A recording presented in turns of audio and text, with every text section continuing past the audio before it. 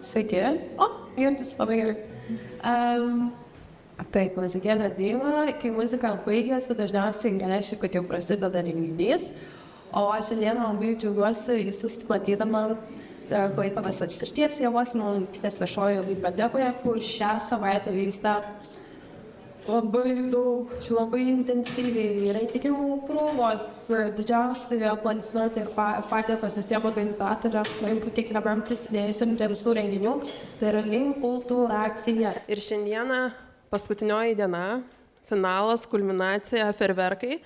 Tai aš įsivaizduoju, kiek reikalų čia buvo. Čia turbūt mes nei vienas neįsivaizduom, ką reiškia. Kiekvienas renginukas reikalauja tiek dėmesio, tiek nučiupinėjimo, tiek susitarimo šiuo atveju su Kotryna. Ar galėtum, kada galėtum, su Bernardu, ar ir tau patogus tas laikas, tada moderatoriai. Žodžiu, reikalų tikrai labai daug, todėl labai didelis ačiū visiems ir kiekvienam prisidėjusiam prie renginių inkulturacijoje. Ir tikimės, kad dabar jau, kiek žinau, 12-asis festivalis, tai linkiu dar bent 12. Gerai. Tai šiandieną susirinkome į knygos Mylimi kaulai pristatymą ir savo atvykimu mus pagerbė brangioji, mylimoji rašytoja, iliustruotoja Kotryna Zylė ir lygiai toks pat nepaprastas grafikas ir iliustruotojas Bernardas Burba. Man padės renginį moderuoti mano buvusi kolegė, grafikos dizainerė Evelina Kibelytė. Ir aš esu, tarkim, rašytoja Agnesta Kenešytė Gricė. Tai iš karto galiu pasakyti, kad knyga be proto vykusi, be proto gera knyga. Ir tandemas irgi nerealus jūsų dviejų. Tai dabar prieš pradedant dar toks klausimėlis, gal turim jau kažką, kam teko jau perskaityti Mylimus kaulus? Turim, šiek tiek, turim. Tai gerai, aš manau, kad mūsų pokalbio pabaigoje gal net kils ir papildomų klausimų iš publikos, tai bus tikrai labai įdomu pasiklausyti. O dabar aš jau prisėsiu, kad nebūčiau čia viena kaip balta varna. Tai iš esmės, Kotryna, tave daugiausia visi žino kaip vaikų ir jaunimo autorė, ar ne? Ir Mylimi kaulai, kad ir kaip čia smagiai ryškiai rožiniai atrodytų, iš tikrųjų yra romanas skirtas suaugusiems. Tai tu man papasako, kaip čia nutiko, kad bent jau dabar, po kol kas trumpam, leidai savo pabūti kartu su suaugusiais ir, nepameluosiu sakydama, kad padovanoti suaugusiam dovaną tokią kaip Mylimi kaulai. Labas rytas visiems, labai čia gera būti, iš tikrųjų mes labai su Bernardu laukiame šito renginio. Ir taip, ir labai keista vis, kad yra prasidėję dabar susitikimai su suaugusiųjų auditorija, nes aš jau 10 metų rašau vaikams ir paaugliams. Ir tai yra naujas žanras ir aš turiu pasakyti, kad tokie susitikimai yra paprastesni, todėl kad kalbina tave, klausinėja, tiesiog atsakinėja apie kūrybą, apie knygas ir visi susirinkę ramiai sėdi, netriukšmauja, nešokinėja ir klausosi. Nebėga po pusvalandžio jau lauk, ar ne? Taip, gal nebėga ir vaikai, bet nėra, kad ten per vidurį užduotų tau kokiu nors šiaip nepatogių klausimų, visiškai nesusijusius su tuo, dėl ko atėjai. Tai labai gera susitikti su suaugusia auditorija, bet pati ir daug kas užduoda tą klausimą, kad čia tarsi šuolis yra didelis nuo vaikų literatūros į suaugusiųjų, bet iš tiesų aš, kadangi mano knygos parašytos, čia 7 knyga, tai prieš tai buvusios 6 yra viena kūdikiams, kita 14-mečiams plus, tai jau tokiem jauniems suaugusiem. Kita pradinukam, kita pažintinė. Ir aš dabar jau pati pastebėjau tą dėsnį per tuos metus, kad tiesiog pabaigusi vieną knygą aš turbūt pavargstu, ar man tampa netaip įdomu kalbėti su būtent auditorija ir aš šoku į radikaliai kitokią amžiaus grupę. Tai man atrodo, kad šuolis iš tų vyresnių paauglių, kuriem esu parašius romaną, į suaugusiųjų literatūrą yra kur kas mažesnis negu nuo kūdikių iki tų 14-mečių. Ir jis įvyko labai natūraliai, tiesiog kilo mintis, istorija pradėjo megztis galvoje ir aš niekada nemastau, kad neprogramuoju, kad čia reikėtų kažkokiai amžiaus grupiai rašyti. Viskas prasideda nuo istorijos ir tada atsiranda knyga. Ir net tai yra šiaip negudru, taip strategiškai galbūt, ar leidykla, nujaučiu, kad galbūt irgi kartais pasispjaudo dėl to, nes jau susidraugauja su tais pradinukais, jie laukia kitos knygos, pamėgsta ir jie spėja užaugti ir pasenti, kol tu vėl grįžti į tą pradinuko auditoriją, nes tada parašai kūdikiam, tada paaugliam. Nors aišku yra, kurie auga gana nuosekliai su mano knygom, ar atranda paaugę tas vyresniem parašytas. Tai va, tai tiesiog yra nenuobodu taip gyventi. Šiaip puikiai tave suprantu iš tikrųjų, kad visai smagu, kad neprisirišai prie tos vienos amžiaus kategorijos, nes turiu tokį įtarimą, kad po mylimų kaulų pajusi labai daug spaudimo ir iš suaugusiųjų, kurie ir vėl lauks kitos knygos suaugusių auditorijai, o Kotryna sakys, nu žinokit, palaukit, dabar aš turiu 3-mečiam dar parašyti knygutę, ar ne? Taip ir yra. Aš rašau dabar pradinukam jau pradėjau pažintinę knygą, kad tiesiog atsipalaiduočiau nuo visų tų žinučių klausančių, tai kada dabar bus kita knyga, nes tai taip siaubingai spaudžia smegenis ir aš galvoju, ne, aš nueisiu visiškai vėl į kitą pusę. Supratau, o dabar dėl auditorijos išsiaiškiname, bet man dabar turbūt irgi, kas domisi tavo kūrybą, puikiai žino, kad tikrai nenutolsti nuo lietuvių mitologijos, etnografijos, papročių. Ir šitoje knygoje, ta knyga yra persunkta tų visų dalykų. Kaip tau išvis kilo idėja apie mylimus kaulus, apie gyvenimą daugiabutį, tą tokį visiškai unikalų, tokį mums gal net nelabai suprantamą. Vat, iš kur tu semiesi to įkvėpimo? Tai pirmoji mintis, nuo kurios prasidėjo šitą knygą, buvo mintis apie moterį, kuri sekcijos lentynoje saugo mylimų vyrų kaulus. Ir apie jos gyvenimą iki tol, kol iš tų vyrų liko tik kaulai. Tai nėra detektyvas, nėra kažkoks trileris, iš tikrųjų tie kaulai tiesiog labiau yra toks prisirišimo, saugom, tikrai jie mylimi. Tai jeigu kas tikitės, kad detektyvas čia, tai galite apleisti salę. Ir aš net nebuvau pagalvojusi, kad tai bus tąsa to mano mitologijos ir papročių pilno pasaulio. Tiesiog labai norėjau apmastyti tai, kaip per gyvenimą tu sutinki žmonių, kurie tuo metu būna tas vienintelis žmogus, o kažkada tai yra tarsi vienalaikiai kaulai lentynose, visi vienu metu kažkokio gyvenimo pabaigoje.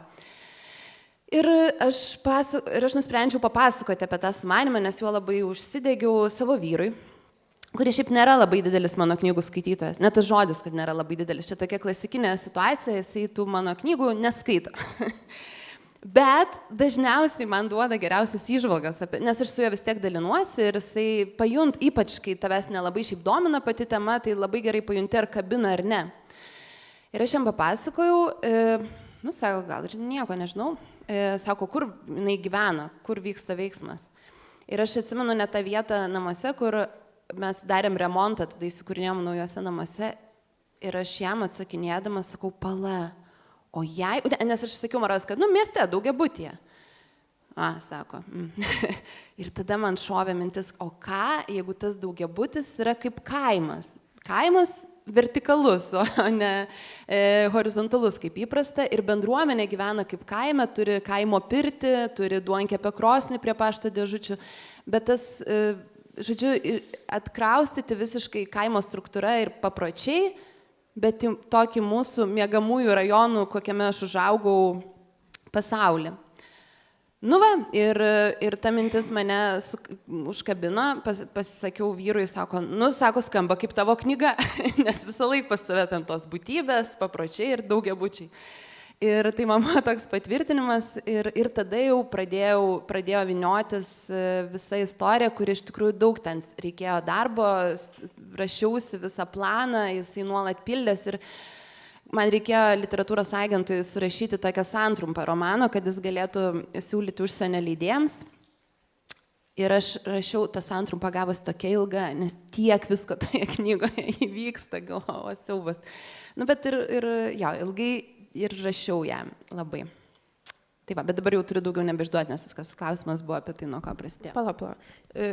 Jau kadangi užsiminiai, tai mane domino. Tai kiek laiko rašei? Rašiau 2,5 metų. Nuo kai sėdau rašyti iki kada jau atidaviau rankraštį leidyklai, prabėgo 2,5 metų. Ir su šia knyga iš tiesų tie 2,5 metų praktiškai ir buvo tokio nuolatinio rašymo, gal buvo tik kokie porą mėnesių eigoje, kai prie kažkokio kito projekto dirbau ir mėnesį praleidau vieną sykį ir paskui kažkada dar vieną mėnesį kitą kartą. O šiaip kasdieną sėsdavau bent po kelias valandas rašyti ir man iš tikrųjų yra siaubingai sunku rašyti. Toks kankinamas darbas yra, nes taip smagu, kai sugalvoji idėją ir kai jau turi knygą ir esi susitikime su skaitytojais. Bet tame tarpe yra siaubinga pelkė, kurią man labai sunku yra ištverti. Aš ten ir pasiduodu ir vėl pradedu rašyti. Ir tik guodžiuosi visą laiką, kad svarbu ką nors užrašyti, nes redaguoti visą laiką jau lengviau negu rašyti. Bet tas pirmasis užrašymas yra man labai kankinamas dalykas ir galbūt dėl to yra labai trumpi skyriai šitos knygos, nes aš galvojau, aš panaudosiu mažiausiai įmanomą žodžių kiekį, kad tiesiog papasakočiau tą istoriją, kurią degu, bet nieko nenoriu išsiplėsti ir taip, manau, ir skaityti yra lengviau, nors skyriai labai tiršti, bet jie tokie labai trumpučiai, tai čia, žinokit, išduoda mano tą nenusėdėjimą ir kankinimąsi ant kėdės prie kompiuterio. Tai iš tikrųjų, šnekant apie tos trumpus skyrelius, galiu pasakyti, kad čia mano akimis žiūrint yra toks privalumas, nes aš bent jau kai skaičiau, žiūriu, va čia nedidelis, dar šitą perskaitysiu, bet palauk, bet ir kitas nedidelis, tai dar kitą spėsiu, bet prieš miegą jau klausyk, dar 5 suspėsiu ir taip skaniai valgosi, nes kiekvieną trumpą skyrelį perskaičius taip ir noris, tai kas šitoliu, dabar aš negaliu tos knygos tiesiog padėti į šoną. Tai tikrai labai sveikintinas sprendimas, man asmeniškai trumpi skyriai patinka, nežinau kaip kitiems, bet jie valgosi tiesiog, bent jau tavo knygoje tai tikrai valgosi. Ir mano kitas dar klausimas būtų, aš suprantu, kad tu jau seniai domiesi lietuvių mitologiją, visais papročiais ir etnokultūrą, bet būtent rašant Mylimus kaulus, kiek darbo idėjai, kiek laiko užtruko surinkti visą tą medžiagą, nes iš tikrųjų skaitant labai jaučiasi, kad darbo yra įdėta labai daug, kad yra labai daug domėtasi ir yra perskaityta labai daug šaltinių. Tai iš tiesų yra ir tas visas įdirbis su knygomis vaikams, kadangi jos yra mitologijos tema, o kai domiesi mitologija, tada vis tiek ateina ir sakmės, tada jaučiasi ir metų ratas, šventės, papročiai, tradicijos. Tai aš tą medžiagą renku jau 10 metų. Taip pat yra mano tėtis, kuris mane augino, kai kuriuos papročius man perduodamas ir tai yra mano ir stuburo smegenyse kai kurie dalykai, bet aišku labai daug reikėjo susirinkti. Ir nuolat aš rašydama, tuo pačiu metu skaičiau tuos šaltinius. Tai esu knygos pabaigoje rašiusi padėką ir gyviem, ir mirusiem tyrinėtojam lietuvių įvairių ten ir papročių, ir šiaip tautosakos, folkloro. Bet aš būtent ir rašiau tą padėką tam, kad jeigu kažką labai, ir aš tikiuosi, kad sudomins, pajus tą artumą, kaip mums vis dėlto arti yra tos mūsų šaknis, kad jau tada eitų ir skaitytų originalius tekstus, rinkinius tų papročių ir panašiai, ir jau nebeįvilktųsi tą tokią romano formą. Tai aš tą patį darau vaikų knygose, tą patį padariau ir šitam romane, labai noriu nuvesti žmonės domėtis toliau. Bet ir tai prisidėjo prie mano rašymo kančios. Būdavo, kad aš žinau, kad noriu ten apie tam tikrą metų šventę įpinti ją į tekstą. Ir atsisėdu, turiu tą savo laiką, labai noriu parašyti bent vieną skyriuką per tas savo valandas. Pasižiūriu, pasiemu knygą, kokią ten Jono Balio ar Balio Buračo pasiskaitinėti ir viskas baigėsi tuo, kad aš tiesiog perskaitau 200 puslapių knygą nes įsitraukiu, ten pradedu kažką konspektuoti, kai ką tiesiog skaityti. Ir taip ir lieku nieko neparašiusi tą dieną. Ir toks apmaudas, tai būtina tuos šaltinius skaityti, bet kartu realiai tai labiausiai noriu parašyti, bet negaliu parašyti, nes aš visai labai noriu remtis tikrai kuo autentiškesniais tais šaltiniais, kad mano interpretacija būtų jau tik istorija, tas visas žaidimas, bet kad žmonės perskaitę mano knygas gautų tikrų žinių. Nes žinau, kad jos įstringa, ypač su grožiniu tekstu, į atmintį ir tada tie žmonės galbūt ir jų gyvenime atsiranda kaip natūrali dalis, tas, čia tokia ir tokia šventė, ir ten kūčių patiekalai ten atsigamina ir panašiai. Tai nors kūčių patiekalus, pavyzdžiui, atsimenu knygos pradžioj, skambinau mamai ir jinai man diktavo, kaip mūsų labai yra archaiškas kūčių stalas namuose ir jinai man diktavo, kaip ten ką gamina ir tai va, šaltinis buvo ir mano mama, nors jinai šiaip gal paprašiais ne taip domisi kaip tėtis, bet turi tą virtuvę istorinę, labai mūsų namuose gyva yra tokia senovinė virtuvė. Tai va, tai žodžiu, kankino ir tie šaltiniai mane ir daug jų yra perskaityta, bet kita vertus, užbėgsiu truputį už akių, kad rinkdama medžiagą būtent šitai knygai, kur mažiau mitologijos, daugiau lietuviškų papročių, man gimė idėja tai pažintiniai knygai apie metų ratą. Aš nebijau dalintis, nes tikiu, kad aš ją parašysiu. Vaikam, pradinukam, taip juokingai iš kaulų tokios makabriškos knygos, aš turiu jau daug konspektų pradinukams parašyti apie metų ratą ir jo šventimą irgi daugiabučiuose ir troleibusus apkaišant berželių šakom. Jo, viskas gerai. Tai dabar šiek tiek pakreipsiu kitą pusę viską, kas jau matėt, vartėt knygą, skaitėt, tai žinot, kad priekyje yra nuostabios iliustracijos, kurios ir visą, ką tu pasakoji, pastato vizualiai. Ir tu gali šiek tiek suvokti, kaip galbūt tas kaimas mieste atrodytų. Bet yra įdomus faktas, kad Kotryna, tu dažniausiai savo kūryboje iliustruoji knygas pati.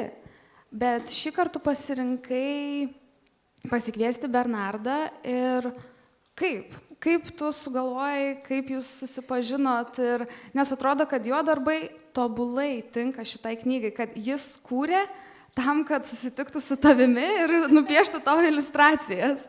Tai kaip viskas prasidėjo?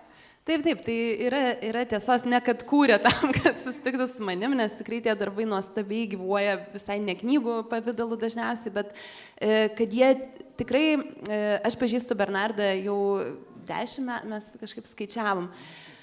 Nuo senų laikų Bernardą pirmą kartą sutikau dizaino turgelėje tokiame Vilniuje, kuris prekiavo atvirukais, kuriais aš labai susižavėjau. Ir aš tapau prisiekusi jo atvirukų kolekcininkė.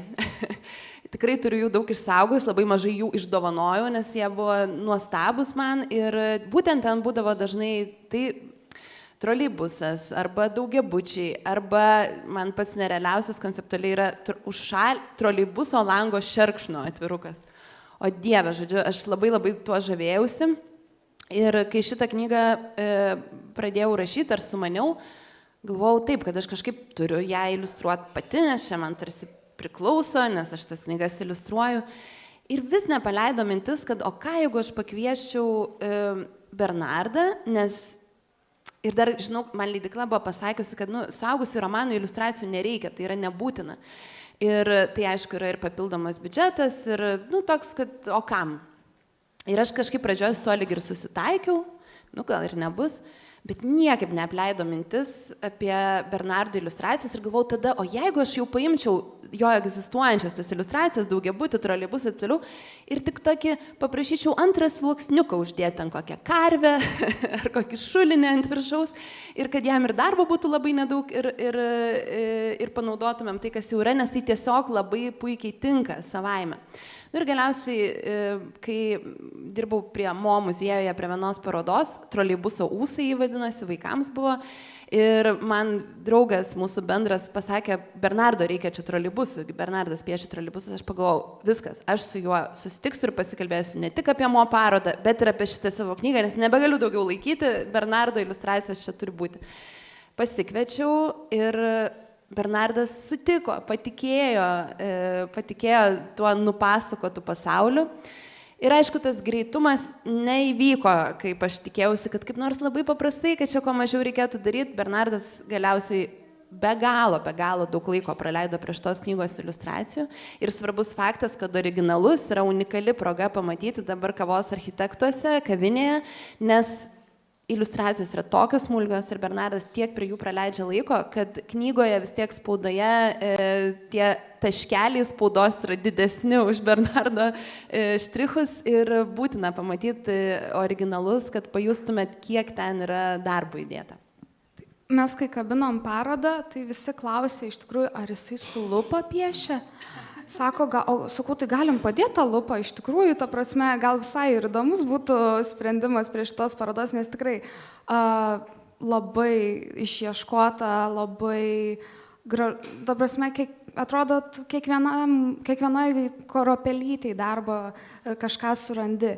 Bet ar tau, Bernardai, buvo sunku šiek tiek suvokti, ko Kotryna tavęs prašo, nes tu vis tiek tas kaip miesteliautojas esi, kaip Marius Eidugonis pasakė vienam interviu apie tave, ir tu matai fasadą, matai namą ir iš to tu semiesi, o čia iš ko pasisėmėjai, kad sukurti šitas iliustracijas?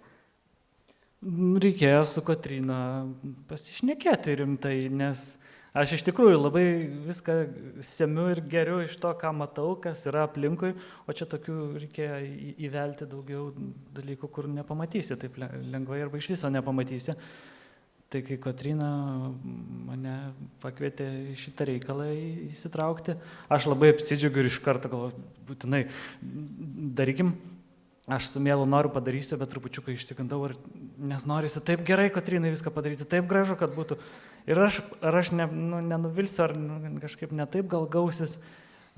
Tai aš jos klausinėjau, jinai mane ramino, viską aptarėm ir aš supratau, kad čia viskas pasidaro, viskas labai gerai susilieja, susigroja ir reikia imti ir daryti. Jeigu biškuka kažkas neaišku, neramu, tai vėl rašai Kotrynai, ten sakai, oi, ką dabar daryti.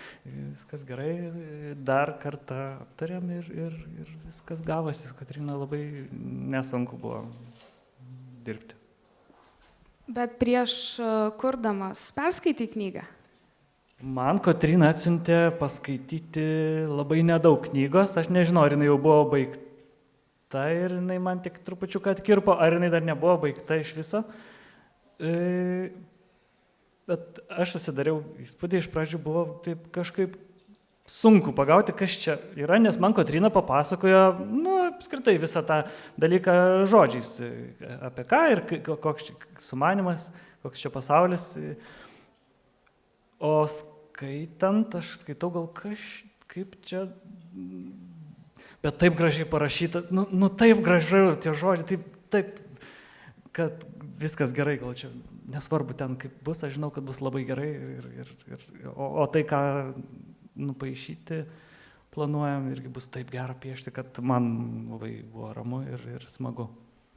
Aš noriu įsiterpti, kad aš iš tikrųjų nenorėjau atskleisti, knyga nebuvo iki galo baigta, bet buvo jau daug labai jos parašyta, bet aš labai nenorėjau, kad Bernardas perskaitytų istoriją ir tada neišvengiamai turbūt iliustruotų tai, ką perskaitė. Mano didelis noras buvo, kad man atrodo, kad jis jau yra sukūręs tą pasaulį, kuriam reikia tik truputį papildyti tą realybę.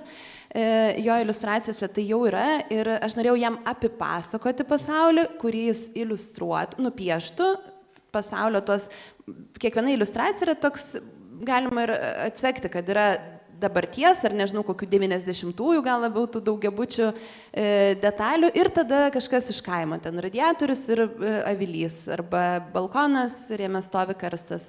Ir pašto dėžutės ir ta duonkepė krosnis. Tai aš jam tokius raktažodžius perdaviau, bet ir tikėjausi, kad jis tada to siužeto nebandys atpasakoti, nes sumanimas mano ir buvo, kad aš dėsiu tas iliustracijas knygos pradžioje, kad skaitytojas pradžioje tarsi apsidairytų po tą pasaulį, dar nieko nesužinotų apie istoriją, ar labai nedaug sužinotų apie istoriją, ir tada jau keliautų skaityti, o ne tekste rastų tokias įklijas, kur ten pailiustruoja, ką tik perskaitė.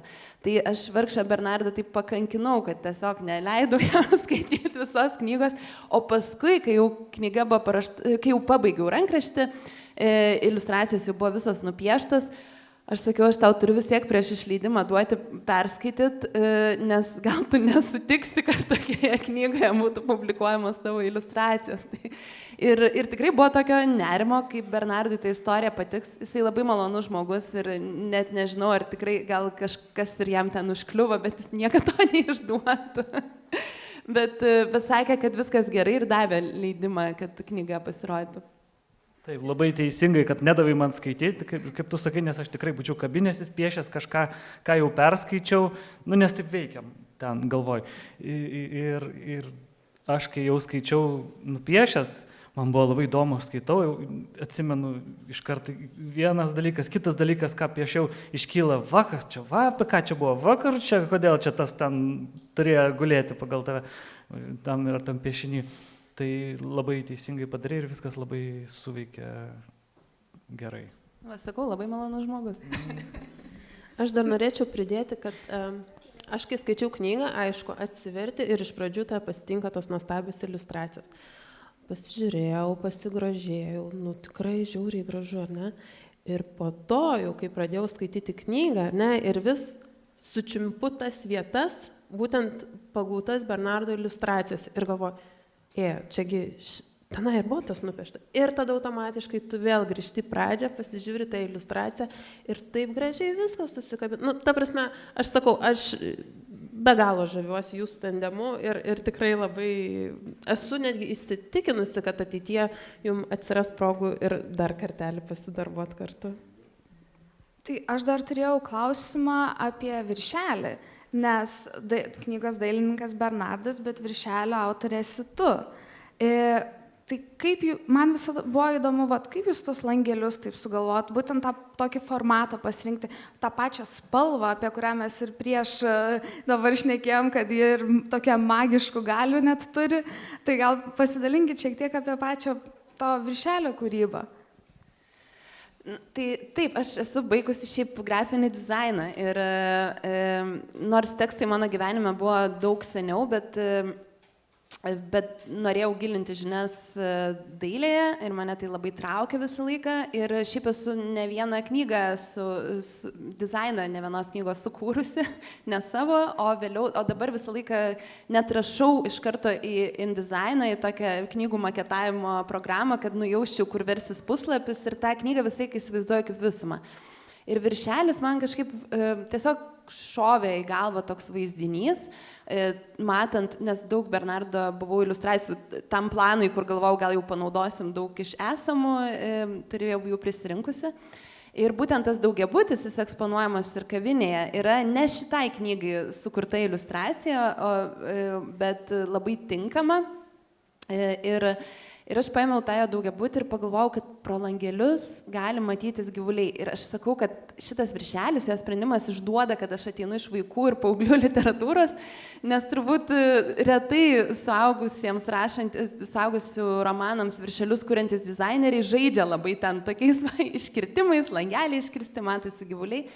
Bet man tai patiko tas sumanymas ir kad atvertus gaunasi kaip raštas iš gyvulių ir kaukolių, o užvertus matosi tie gyvuliukai pro langus.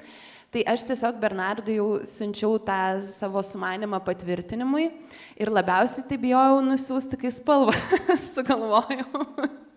Bet man ta kažkaip, ir čia iš tikrųjų buvo ir leidyklos indėlio, pradžioje buvo tiesiog tarsi visa daugiabučio siena su langeliais, be jokios spalvos aplinkui, toks pilkas viršelis, su maros geltoni gyvuliai ten buvo. Ir leidykla sakė, kiek galima tos pilkos spalvos duok mums. Ir aš tai galvoju, gerai, nori spalvos? Ir vis galvojau, brandinau ilgai tą mintį galvoje, kaip čia su tuo padaryti ir tada šovė mintis, kad tas daugiabutis gali būti fragmentas ir aplinkui jį ryškus fonas. Ir kadangi pavadinimas yra Mylimi kaulai ir mano manymu jis atskleidžia, aš labai laiką stengiuosi, kad pavadinimas atspindėtų tą derinį medžiagos, kurią rasi knygoje. Tai kaulai, kažkas tamsaus, makabriško, žodžiu, keisto ir mylimi, kas yra visiškai šviesu, gal saldu net. Ir suspalva tas pats. Aš pagalvojau, kad daugiabutis toks pilkas ir niurus objektas, bet ta meilė tegul švyti iš viršelio. ir parinkau šitą spalvą. Kaip tik užvakar, man rodos, traukiniu, kai važiavau, viena mano pažįstama, kuri turi knygą, parašė, kad ją labai erzina. Jis gyvena visiškai kaimo aplinkoje, apleistam tokiam vienkiemyje. Sako, aš negaliu, mane tas spalva, aš ją vis uždengiu kitom knygom. Ir aš tada išdaviau paslaptį, išduosiu ir jums, kad jeigu šitą knygą paliksite saulėje, ji visiškai išblunka. Šitas ryškus neonas rožinis labai neatsparus yra ultravioletiniams spinduliams ir nublunka iki odos spalvos. Ta patyriau šią vasarą, buvo vasaros skaitykloje knyga padėta ir aš negalėjau patikėti kažkieno istoriją, pamačius visiškai nublėsusią savo knygą. Iškart numyniau dviračių tikrint, kas jai atsitiko ir pamačiau, kaip ją paveikia saulė. Tai kol kas šitie 2 tiražai, kurie jau yra pasirodę, yra tokie blunkantis, po 5 metų jie atrodys visiškai kitaip. Tai galvoju, gal jeigu bus 3 tiražas, reikia parinkti jau kokią rožinę ne iš tų neonų, kad truputį išsilaikytų ir istorijai, kad kažkada buvo ryški knyga. Aš tai šiaip labai noriu pasidžiaugti būtent knygos maketu ir viršeliu ir iliustracijom, nes mes suaugę irgi norim žaismo. Mes irgi norim pavartyti ir turėti gražią knygą, ne tik vaikai to nori, tai man atrodo paglosti į mūsų vidinį vaiką ir galim irgi pasidžiaugti iliustracijom knygoj, labai būdami, išlikdami rimti ir tokie kritiški skaitytojai. Bet mes vis dar užsimenam apie parodą, tai noriu priminti, kad iki spalio 27 dienos Kavos studijai, Kavos architektai pas mus bibliotekos kiemelyje yra eksponuojama Bernardo Burbos iliustracijų paroda.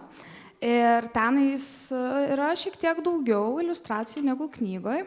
Ir galite dar labiau įsilieti į šitą pasaulį. Ir man toks kilo klausimas, tai irgi nėra toks formatas, kad šalia su knyga yra dar ir paroda. Tai ar organiškai gavosi tas poreikis, kad būtų ir paroda? Kas buvo autorius būtent šitos idėjos? Gal Kotryna sugalvojo, kad verta būtų paversti dar į parodą, nes tiek paišyta, dirbta ir jos sugulė knygoje, bet guli ir krūvelė originalų, kurie gyvai atrodo dar kitaip negu spaudoj, tai tikriausiai... Gal ir aš pasiūliau, bet iš tikrųjų įkvėpimas tai buvo, kad tiesiog Bernardas rengia savo parodas darbų ir jos yra ir labai lankomos, ir labai dailios. Ir sakau, ir būtina yra tas atvejis, kai originalą pamatyti būtina, nes jis atrodo daug kruopščiau ir detaliau negu spaudoje. Tai aš turbūt jam pasakiau, tiesiog gal Bernardas, kadangi tai yra pirmoji knyga, kurioje yra jo darbai, nes įprastai jis tiesiog eksponuoja savo kūrinius, kurie ir yra sukurti būti įrėminti. Tiesa, taip, kad tu nesi su knygom. Ne, nesu. Tai Bernardas neturėjo gal patirties, ką reiškia keliauti po bibliotekas. Aš pagalvojau, kad taigi bibliotekose vis būna erdvės parodoms ir kad tai visai galbūt galėtų atrasti vietą. Vėlgi, dėl to, kad aš ateinu iš vaikų literatūros ypatingai, tai žinau, kad labai dažnai būna knygų iliustracijų parodos vaikų skyriuose, bet pagalvojau, kad ir suaugusių galima rasti. Aišku, jūs čia dar smagiau sugalvojat būtent kavinėje, kuri bet jinai yra bibliotekos dalis. Tai va, ir aš tada turbūt Bernardui pasufleravau, kad tokia galimybė tiesiog yra, jeigu jos paieškosim, paklausinėsim ir kad galbūt knyga tada keliautų jau su tokiu labai fainu visų debesio aplinkui parodos ir kad mes tada galėtumėm važiuoti į parodos atidarimus ir knygos pristatymus. Iš paskos, taip. Taip. Tai va, nes mes tikrai labai gerai sutarėm ir labai mes vakar visą vakarą praleidom kalbėdamės apie troleibusus ir vairius istorinius pokyčius. Klaipėdoje, kur nėra troleibusų. Taip, tai va, tai atrodė faina ir toliau, kad prasitęstų, nesibaigtų viskas tiesiog su knygos sukūrimu. Supratau, dabar jau ne kartą minėjome, kad knyga iš tikrųjų labai populiari. Pirmasis 2000 egzempliorių tiražas tiesiog ištirpo akimirksniu, ar ne? Dabar, žinau, yra jau ir antras tiražas pasirodė, irgi tirpstantis. Jau mastai, kas būtų, jeigu prireiktų trečią tiražą, gal jau ir spalvytę pakeisti. Tai aš pati tikrai mačiau ne vieną ir ne du komentarus perskaičiusių žmonių, kurie teigia, kad knyga tikrai turi visas galimybės pretenduoti į metų knygos rinkimus ir juos netgi laimėti. Tai mano klausimas būtų jums abiems, kaip jaučiatės girdėdami tokias liaupses, kaip tie visi pasisakymai apie metų knygos rinkimus, pasvajojate, ar dar susilaikote, iš tikrųjų, kaip reaguojate į šitą pasisekimą knygos? Na, jis tikrai stulbinantis. Malonu paklausyti gerų atsiliepimų, bet aš tai neprojektuoju, ar čia metų ar ne metų, kaip čia bus. Tiesiog labai tikrai smagu viduje gera ir šilta girdėti, kad knyga populiari ir mėgstama, nes tikrai su meilė parašyta, su meilė apipaišyta o kaip ten seksis toliau, tai pažiūrėsim, bet labai malonu, kad tokios kalbos būna šnekant. Taip.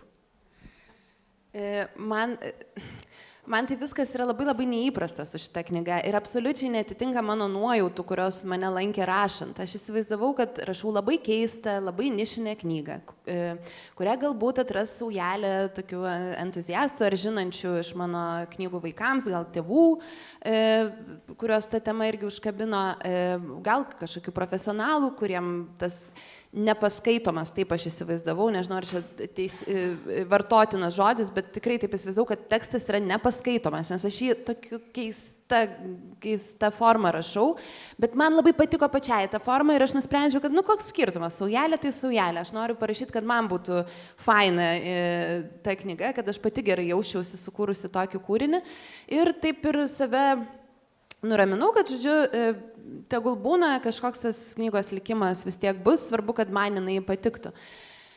Kitas dalykas, aš įsivaizdavau, kad mane, kai asocijuoja su vaikų literatūra, kad bus labai sunku tą auditoriją savo atrasti, kuri pažintų mane kaip jau knygų suaugusiems autorę.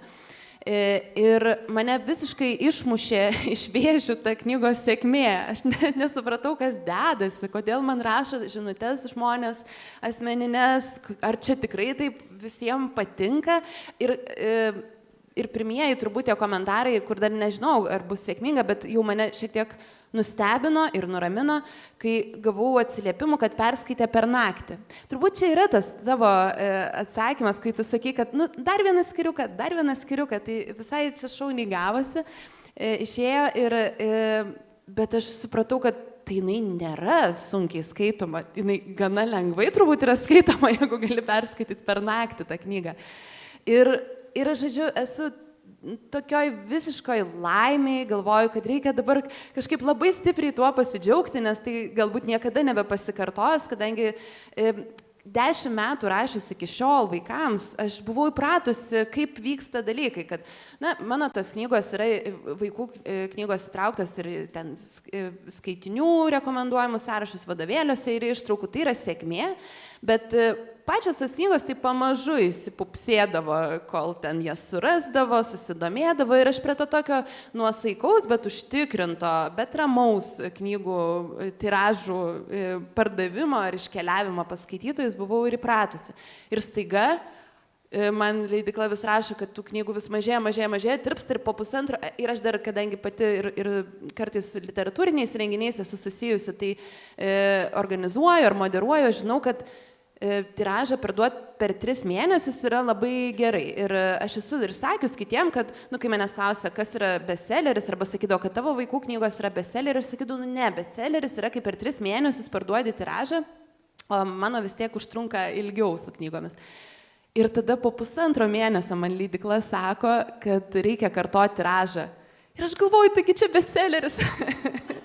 Ir tai man tokia yra nuostaba, toks didžiulis džiaugsmas, kad ir kartu pradedu, aišku, ir kažkaip nagrinėti, tai kas nutiko, kodėl jinai tapo populiari ir galvoju, kad turbūt tas ir yra, kad vis dėlto mes, skaitytojai, yra tokie, nežinau, jie ieško įdomių, keistų dalykų knygose. Bet ir sykiu turbūt turi ta knyga ir labai atliepti. Nėra formulių turbūt, kaip parašyti populiarią knygą, nes tik jeigu ėmiesi kokias nors formulės, tai gali pritrūkti to keistumo, netikėtumo galbūt elemento. Ir turbūt šitoje knygoje tas mano, kur aš galvau, kad labai keistas bus pasakojimo ir pačios istorijos būdas, jisai ir patraukė, bet kažkaip pavyko papasakoti taip, kad žmonės atrastų save, sustapatintų ir su knygos veikėjais. Ir sykiu dar iš komentarų, jau ką irgi susidariau tokį vaizdą, kad vis dėlto labai daug atsimena. Skaitydami tą knygą, žmonės atsimena, kad, tikrai ten mano tėvai irgi pripjaustydavo pilną vonę kopūstų ir raugdavo. Tai yra dar taip gana nesena, bet jau labai stipriai tos šiuolaikinės kultūros tokių sluoksnių apie tie patyrimai. Bet kažkur giliai labai svarbus ir gyvi. Ir žmonės atranda savo vaikystės prisiminimus, savo senelių namų kažkokius prisiminimus ir kartu tam mieste, kuriame daug kas dabar gyvena. Ir tai labai surezonavo. Ir aš to beprotiškai džiaugiuosi, nes dabar tiksliai atsimenu, kaip prieš 10 metų, kai rašiau pirmą knygą vaikam, aš sakiau, kad mano tikslas yra, kad žmonės užsikrėstų ir įsimylėtų tą savo kultūrą ir taptų savaime suprantamų dalykų. Čia švęsti visokias senų užgavėnes, kaip nors šiuolaikiškai ir fainai, bet laikantis senų tradicijų. Ir kad aš noriu taip duoti saldainį, įdomią istoriją, kuri tikiuosi įtraukia savo struktūrą. Bet tuo pačiu už nugaros, su paauglių knyga, taip sakydavau, kad laikau tokį žinių peilį, kad duodu saldainį ir tuo peiliu bedu, kad tu tiesiog nejučia gauni tą visą savo kultūrinį tokį paveldą ir tau nusėda su istorija ir tu jau išeini geriau jausdama savo šaknis, vėl jos truputį atgyja ir suvirpa paskaičius tą istoriją. Tai va, o dėl metų knygos tai yra šiaip siaubingas komentaras sulaukti tokio klausimo. Matai tokių? Taip, man užduoda vis arba kaip klausimą, tai kaip čia galvoji ar kaip jautiesi, arba man iš tikrųjų net šiurpas, toks sudrebu, kai paskaitau, kad metų knyga, nes visų pirma, aš žinau, kad net skaitytojams labai blogai yra, kai labai užkelti lūkesčiai gerais komentarais, nes kai nieko nesitikė, tave nustebina ir pradžiugina ta knyga. Jeigu čia jau visi sako, kad labai gera, iš karto kyla tokia atmetimo reakcija. Aš tai jau neskaitau tokių, kurios visiems patinka. Ir čia metų knyga, tai pažiūrėsiu, tikrai bus kas nors ten netokio jau ir metiško toj knygai. Tai atradau tą sėkmės blogąją pusę, iš tikrųjų. Aišku, džiaugiuosi, kad kai kurių vis dėlto neapvilia knyga žmonių, bet tai lūkesčiai yra baisus dalykas. Ir lygiai tas pats man kaip autoriai. Jeigu tik aš turėsiu lūkesčių, ko aš noriu pasiekti su ta knyga, tai yra bet kas gyvenime, kur turi lūkesčių, iškart užprogramuota yra nusivylimui, nes bus vis tiek per mažai, ne taip ir taip toliau. Tai aš atradau savo būdą. Aš priimu kiekvieną sykį tą klausimą arba komentarą, kad metų knyga, kaip didžiulį komplimentą. Nes tam žmogui, kuris tai sako, arba kuris to klausia, tai yra metų knyga. Ir viskas. Tai yra viskas, ko man reikia.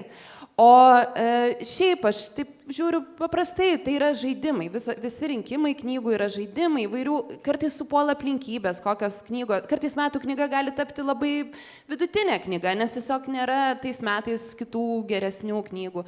Ir žodžiu, tai nėra, tai yra nuostabu gauti, tarkim, apdovanojimus, bet tai tikrai nėra siekiamybė. Ir man būtų smagiau taip tylomis laukti tų metų knygos rinkimų, neturint jokių lūkesčių, bet aš dabar jau taip ir uždariau tas dureles į emocijas, neįleidžiu šito klausimo, tiesiog visai labai džiaugiuosi, kad jisai kilo ir kad toks komentaras rodo tiesiog didelį komplimentą mano knygai, mūsų knygai. Tai iš tikrųjų, tu pradėjai, kad rašyti savo dėl savęs, nereikia patikliu tau ir galvoju, kad knyga bus labai nišinė.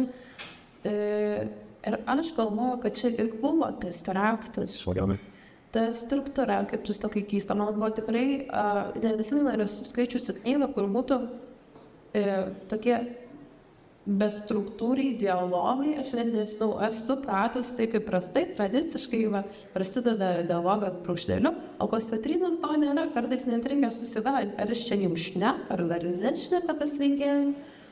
Tai ir ta tokia opi kalba, mūsų kasdieniuose gyvenimuose jų nenaudojama.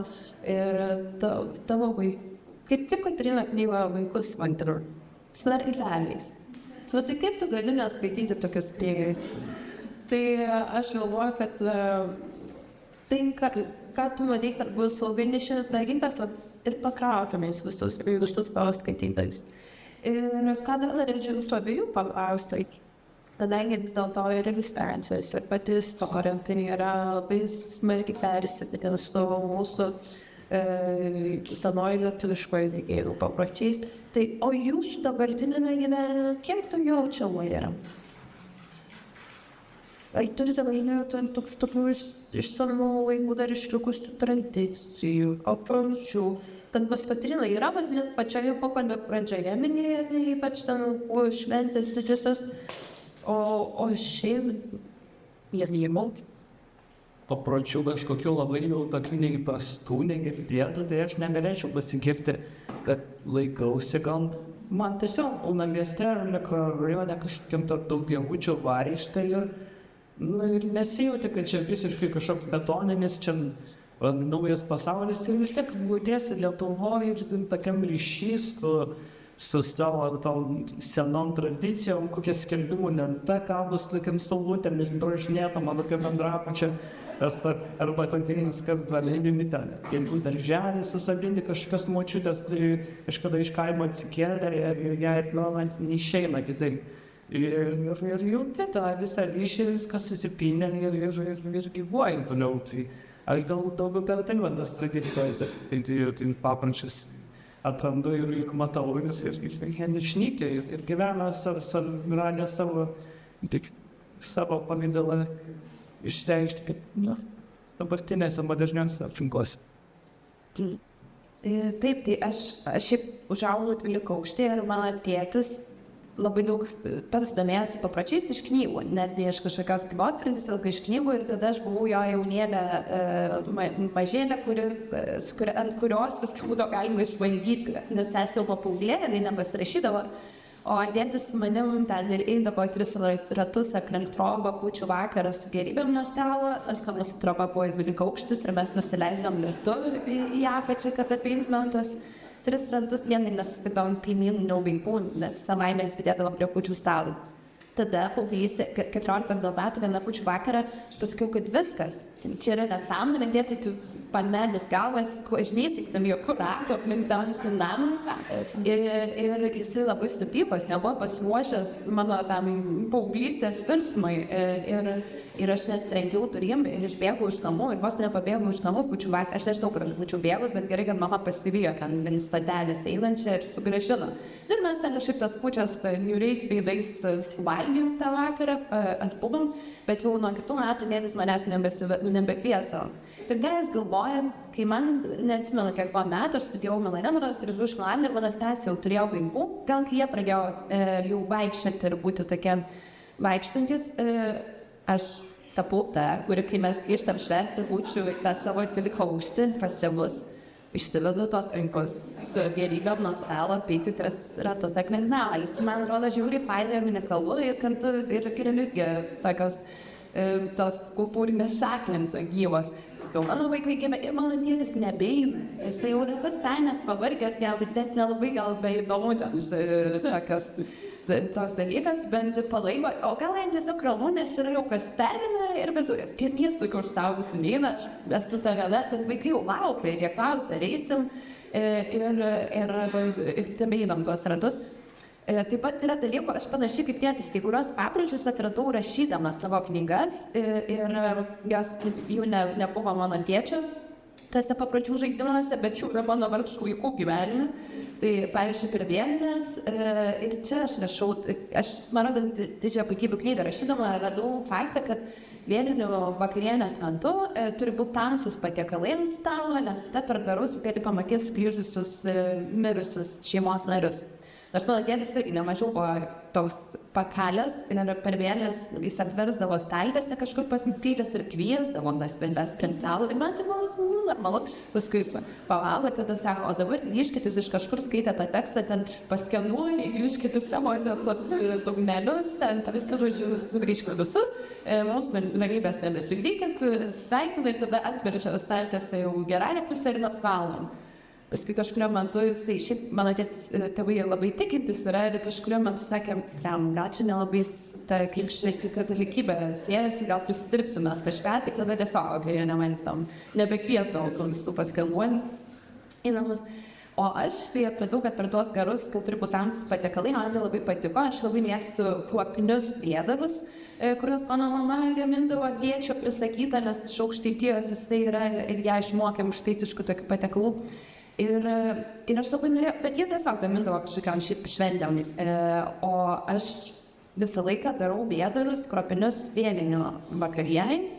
Ir mano vyras ir mano vaikai tos vėdarus žiūri tokiais veidais, kai aš jos gaminu, bet aš sėdžiu kantriai, ten prikaušu žardas, padarau ir tik iš kruopų, kas šiaip gal neįprasta, tai yra dažnai nekraujinius darau, nes tą kraujo sunku gauti, šiaip mano šeimai nedarydavo kraujinių. Ir kol jie visą tą dieną laukia, kol aš tas vėdarus prikimšiu ir man 100 kartų pasako, man tikrai nevalgys. Ir žinai, nebuvo vien labai nesuvalgytos. Nes man pačiai labai skanu ir patinka, ir jie kažkaip įėjo, tada mes užgaišinam šviesą, uždėtam žvakes, valgom tos vėdarus ir taip ten su alu geria su vyru, ten pasidedam kitų vaizdžių. Ir žodžiu, tokia jau yra, jiems tai bus jau natūrali tradicija, bet aš ją įnešiau taip kaip tėtis išmokusi iš knygų. Tai man patinka tokie žaidimai, kurie turi daug prasmės ir priežasčių, kodėl jie atsiradę kaip papročiai. Tai aš tuo gyvenu, bet man labai smagu tai būtent daryti daugiabučio aplinkoje, ten joninių kupolę rinkti tarp 5 aukščių ir paskui važiuoti Vilnelį ją išmesti, jeigu negalėjom kažkur ten piliakai nuvažiuoti tais metais. Tai čia mano tokia aistra ir aš būtent kaip tą knygą dabar naują vaikams pažintinę galvoju, aš galvoju, tai bus kaip koks manualas, kaip mieste švęsti šventes. Nes žmonės nori dažnai, bet labai sunku, kai skaitai apie tą kaimą ir tau trūksta tų pastatų ir visokių dalykų, kaip čia viską švęsti. Tai aš pagalvojau, kad reikia padėti, painterpretuoti ir tada žmonės, kad mokėtų. Tai aš tai kažkaip tikiuosi, kad žmonės to daugiabučių rūsiuose visai aktyviau ir intensyviau pradėsi tyrinėti pirtis. Ir turėsime tokią įtanašią naują tradiciją. Nesvarbu, kad ne ką įdaugiau bendruomeninę tokią. Taip, kur galėtų našų normaliai nesiprausinti. Labai smagu klausytis tokių dalykų iš tikrųjų. O iš mano pusės paskutinis klausimas dar būtų tikrai turbūt nenaujas, turbūt girdėjai vos neiškės vieno dėl pavadinimų. Aš kai skaičiau ir man labai ilgai iš tikrųjų nesirišom tas pavadinimas su pačia istorija, nes tie kalnai iš tikrųjų, o taip tiesiog neprasmingai pasirodo ten jau prie pat pabaigos, ar ne? Tai mano klausimas būtų, ar tai buvo pats pirmasis pavadinimo variantas, kuris sukilo, ar po kitų pasiūlymų, ar iš leidyklos buvo pasiūlymų, ar buvo didelės diskusijos, koks pavadinimas labiausiai šiai knygai tiko. Taip, tai viskas prasidėjo labai greitai, po tos idėjos apie moteris su tais kaulais sekcijos lentynoje atėjo pavadinimas Mėlyni kaulai, nes aš pagalvojau, kad būtent turi tuos abu komponentus, kaip sakiau, man svarbius. Ir kaip tik buvo vėliau, aš visą laiką pagūglinu pavadinimą sugalvotą knygai, kad nebūtų sutapimų. Ir aišku, vienas sutapimas yra Numylėtieji kaulai, yra labiau svarbus ir filmas, ir romanas pagal kurį pastatytas filmas, bet Numylėtieji. Ir angliškai yra Lovely Bones, man rodos. Ir aš pagalvojau, ir aš labai norėjau atrasti kažkokį geresnį pavadinimą, kad nebūtų tos sąsajos. Ir niekaip nešovė niekas geresnį galą. Vis atrodo, kad labai daug ta knyga praras, jeigu pavadinimas bus kitoks. Ir kadangi man prasidėjo mintis nuo tos moters saugančios kaulus lentynoje, ir aš kai kam nors pasakodavau apie tai, kokią knygą rašau, irgi visai pradėdavau nuo to, nuo ko man kilo mintis. Ir matydavau, kaip užkabinantas ta žinutė, tas fragmentas ar vaizdinys net apie moterį saugančią vyrų kaulus. Ir įdomu, ir aš pagalvojau, Nors tie kaulai galiausiai atsiranda ir knygos pabaigos. Bet tegul būna knygos anotacijai jau tai atskleisti, nes tai nėra tai nėra tas netikėtumas, kuris ištinka knygoje. Galėtų būt galbūt, bet tai galės ir nepriimti rankas žmonės, jeigu jau nežinotų, kad kažkas tokio laukia. Tai aš tą netikėtumą atradau kitoje vietoje, o šitą nusprendžiau iš pat pradžių išduoti, kad jisai užkabintų, nes minėjau, reikia to saldainio, kad aš žmonėms subesčiau tą žinių ir meilę savo kultūrai peilį. Bet ir šiaip daug tų tokių siūlų vyksnių aš palikau knygoje, iš to pradžioje atrodė tarsi techninio dalyko, kaip toks pavadinimas. Taip pat skyrių pradžia visai, kad prasideda pagrindinio tame skyriuje svarbiausio veikėjo vardu, tada kiek onai metų parašyta ir koks mėnuo.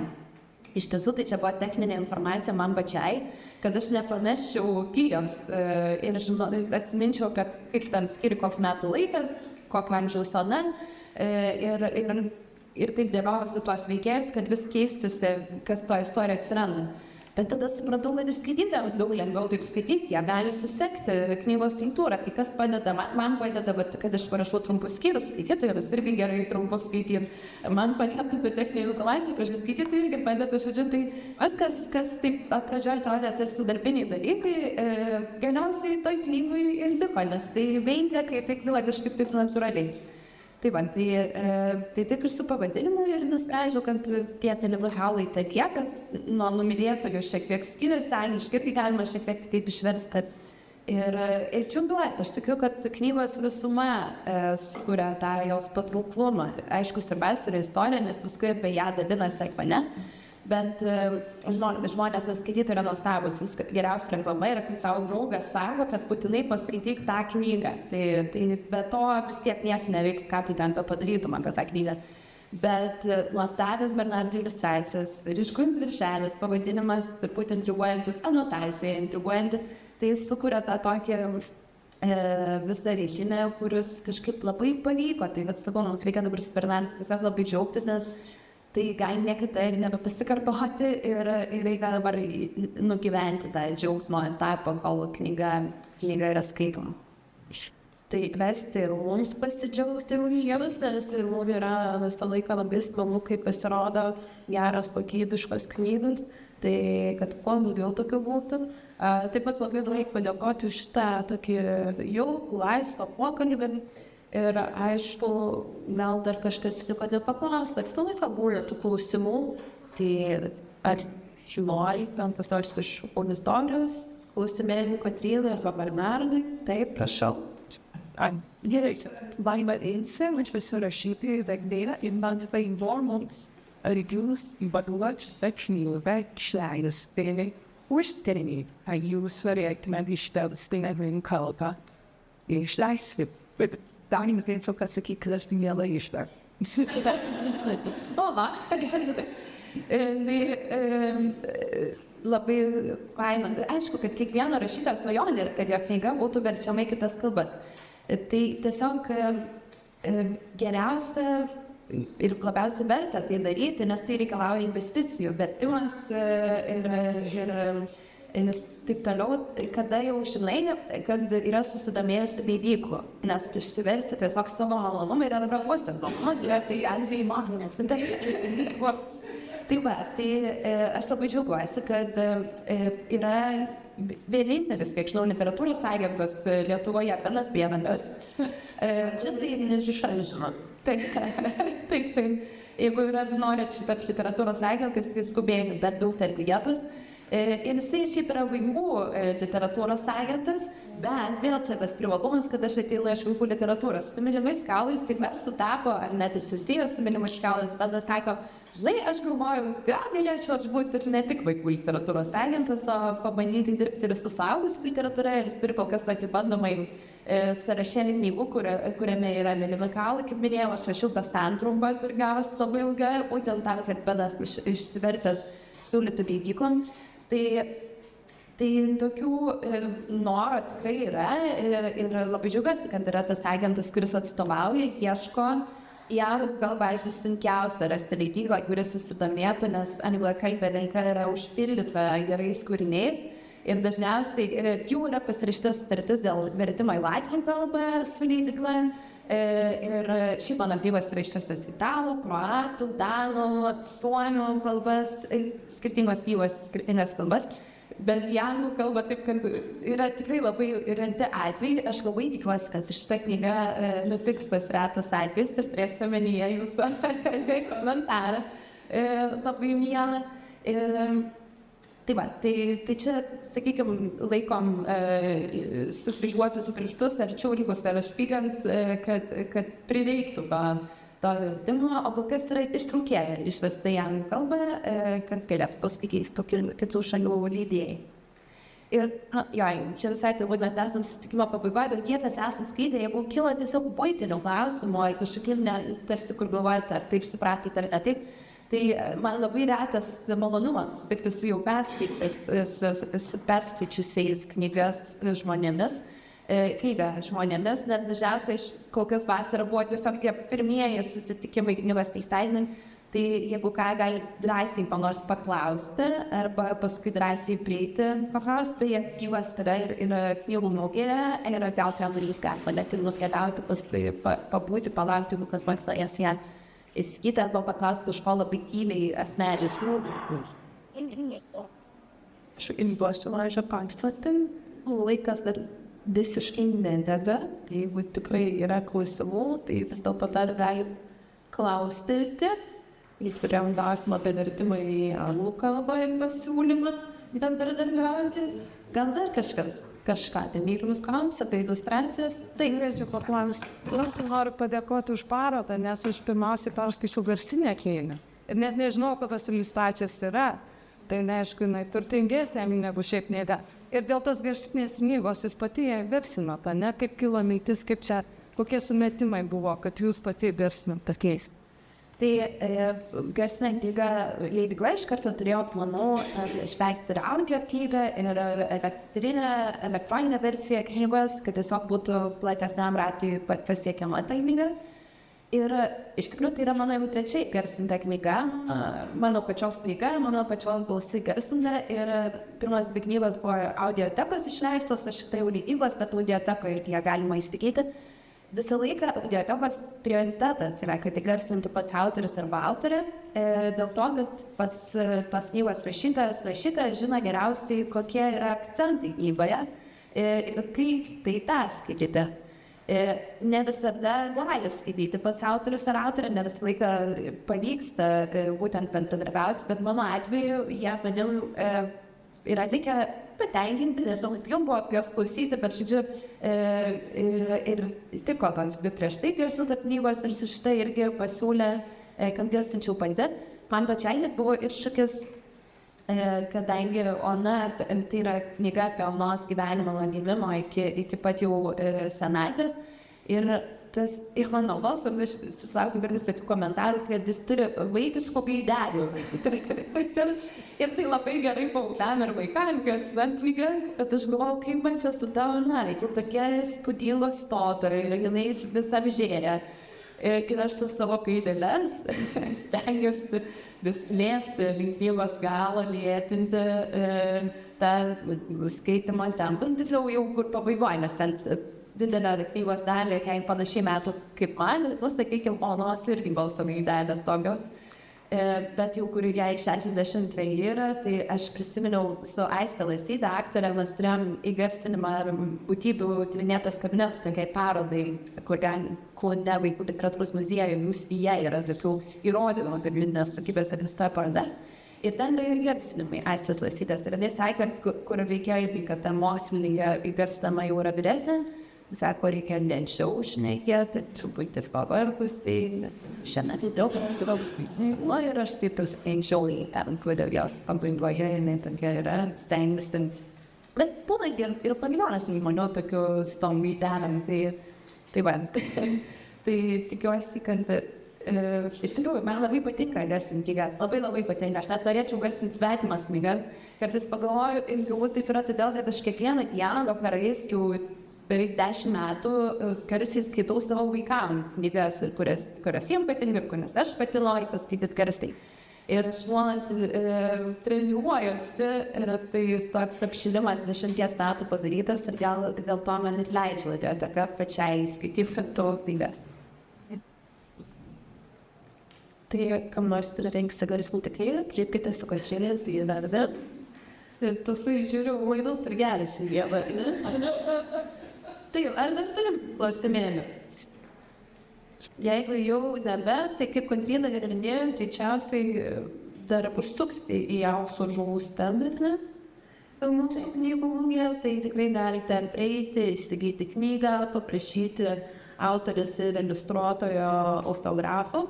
Tai dar kartelį labai dėkoju tiek atėjusiems, tiek Kotrynai su Bernardu. Aš asmeniškai iš savo pusės jums linkiu labai prasmingų ir galingų kūrybinių vėjų, ar ne? Ir labai tikiuosi, kad susitiksime dar kartą ir dar. Ačiū, tik nevykstama. Noriu iškirti mintį, kad šiandien yra paskutinė mūsų festivalio Kultūracija diena ir šiandien dar turi gausybę renginių, kiekvienam pagal skonį, nuo knygos pristatymų iki paskaitų, iki diskusijų. O vakarą užbaigsim Belė Hermus Kantas su alternatyvaus roko grupės 6 koncertų. Tai atsigerkit kavos, pažiūrėkit parodą, nueikit, dar į kokią paskaitą ir tada tikiuosi nusiųsim teikti darymą. Tai gerą laiką.